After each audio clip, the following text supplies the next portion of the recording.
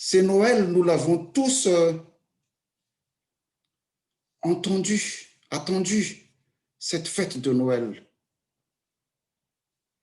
Les lumières sont là. Les 4 bougies de la couronne de l'Avent qui symbolisent le pardon, la foi, la joie et la paix sont allumées. Les sapins sont presque dans toutes les maisons et les cadeaux étaient au rendez-vous. Beaucoup de personnes disent que c'est devenu une fête païenne et commerciale. Il est vrai, hein? Il est vrai que beaucoup de gens ne saisissent plus le vrai sens de Noël. Le Père Noël a volé la vedette à Jésus.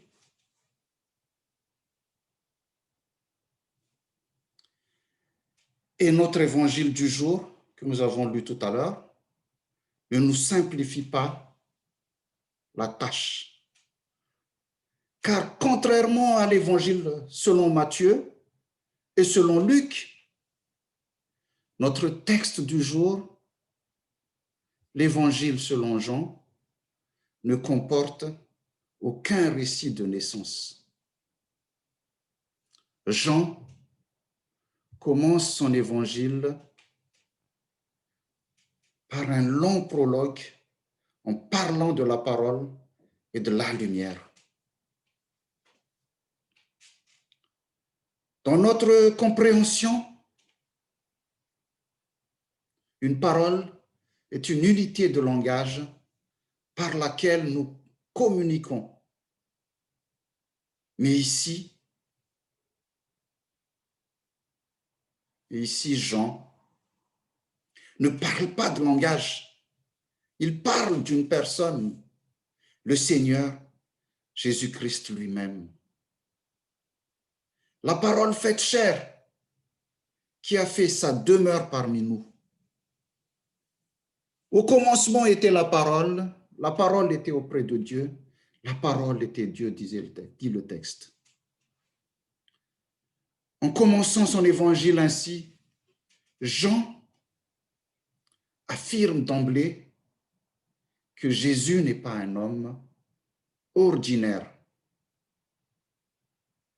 Il était la parole de Dieu, qui était avec Dieu avant la création du monde. Avant que le monde ne fût formé, Christ existait déjà. L'expression « au commencement » nous renvoie au premier mot de la Genèse. Au commencement, Dieu créa le monde. Au commencement, Dieu créa le ciel et la terre.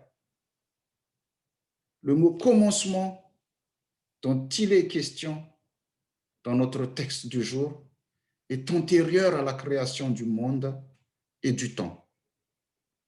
Il doit être entendu dans un sens principiel que temporel, c'est-à-dire cause d'une première chose. Le Dieu de l'Évangile est parole. Et tout a été fait par elle. La parole de Dieu n'est pas comme la parole humaine. Elle est créatrice. La parole de Dieu est créatrice. Quand Dieu parle, il agit. Et il se produit quelque chose. Par contre, l'homme parle beaucoup, parle souvent, mais ne fait rien. L'homme parle beaucoup, parle souvent, mais ne fait rien. Et rien que dans le premier chapitre de la Genèse, on voit cette parole de Dieu créatrice. Il est répété 10 fois la phrase « Dieu dit ». Dieu dit. Dieu a créé le monde. Il l'a fait par sa parole. Autrement dit, par Christ. Tout a été créé par lui et pour lui. Dans le Nouveau Testament, Jésus a guéri des malades, chassé des démons, redonné vie à des morts, pardonné à des gens qui ne méritaient pas de l'être par la parole. Cela veut dire que toute parole qui n'est pas porteuse de vie n'est pas parole d'évangile. Et c'est cela la première bonne nouvelle pour nous en ce jour de Noël. Oui, c'est une bonne nouvelle parce que nous sommes appelés à participer et à être témoins de cet évangile de vie. Nous sommes appelés à mettre de la vie dans notre journée, dans notre travail, dans notre foyer et dans notre entourage. Tout commence par une parole. Chers frères et sœurs, en ce jour de Noël et pour le reste de notre vie, allons prononcer des paroles de pardon, de foi, de joie, de paix, de vie et de bénédiction autour de nous. Et tout cela sans rien exiger en retour. Vous allez voir, hein, ça va changer et améliorer beaucoup de choses dans notre vie. Vous allez illuminer la vie de beaucoup de gens, y compris la vôtre. En plus de cela, Noël, c'est aussi l'irruption de la lumière dans le monde. Dans le récit de la création encore, il est dit, la terre était informe et vide. Il y avait des ténèbres à la surface de l'abîme et Dieu dit que la lumière soit et la lumière fut. Vous trouverez ça dans Genèse chapitre 1. La vie dépend de la lumière. Mais n'oublions pas non plus qu'il y a quelque chose qui s'oppose à cette lumière. Et le prologue de Jean que nous avons lu tout à l'heure le désigne sous le nom de ténèbres. Ténèbres en malgache veut dire maïsme. Le texte dit la lumière, lui, dans les ténèbres, et les ténèbres ne l'ont point reçu. L'entrée du péché dans le monde plongea l'esprit des hommes dans les ténèbres et l'obscurité représente les forces de notre monde qui s'opposent à l'action de la parole. Mais en recevant Jésus-Christ, nous recevons en même temps sa lumière. Il est la lumière du monde et les ténèbres n'ont aucune prise sur lui. Jésus est la lumière de la conscience et de la raison. Une lumière spirituelle grâce à laquelle nous pouvons voir la bonté de Dieu et qui nous permet de le comprendre. Ce n'est pas une lumière pour qu'on nous voie, hein, mais une lumière qui éclaire notre chemin, qui nous guide, qui nous procure la joie et de la chaleur et de la foi en la vie. Ceux qui ont fait un peu de philosophie connaissent l'allégorie de la caverne de Platon.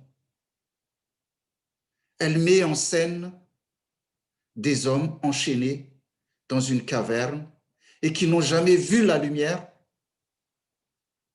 Ils n'ont vu qu'un faible rayonnement et ils s'en sont accommodés à cette vie et ont cru que c'est la vraie vie, alors qu'à l'extérieur, un monde meilleur les attend. Chers frères et sœurs, Noël, c'est aussi accueillir Jésus-Christ. La lumière qui donnera du sens à notre vie. Noël, c'est aussi contempler la magnificence de cette lumière qui nous réunit dans l'amour et dans la fraternité. C'est un jour de choix existentiel. Noël est un jour de choix existentiel. Celui de choisir si nous continuons de vivre dans les ténèbres ou de suivre Jésus et de marcher dans ses pas.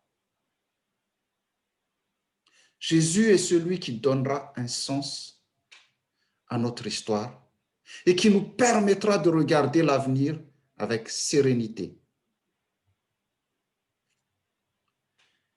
Le matin, quand vous ouvrez les volets, ce matin, quand vous avez ouvert vos volets, vous voyez que la lumière inonde la pièce. C'est une métaphore de la grâce de Dieu. Cette lumière qui inonde la pièce, c'est une métaphore de la grâce de Dieu. Il est très facile d'ouvrir les volets d'une maison. Par contre, les volets des greniers ou des caves sont souvent plus difficiles à ouvrir. Chers frères et sœurs, si vous avez du mal à accepter Jésus, c'est que vous vivez encore dans une cave et vous êtes identique aux hommes de l'allégorie de la caverne. Vous vous en êtes accommodé à cette vie, alors qu'une vie meilleure vous attend. Dieu s'offre à tous comme la lumière. Et pour tous, mais chacun doit accueillir cette offre pour en profiter. En ce jour de Noël, Jésus veut transformer votre cave en une belle pièce à vivre. Il veut vous inonder de sa lumière. Il vous suffit tout simplement de l'accepter. Ne vous occupez pas des autres. Accueillez-le comme Seigneur et Sauveur. C'est entre vous et lui. Que la grâce du Seigneur Jésus-Christ, l'amour de Dieu et la communion du Saint-Esprit soient avec vous tous. Amen.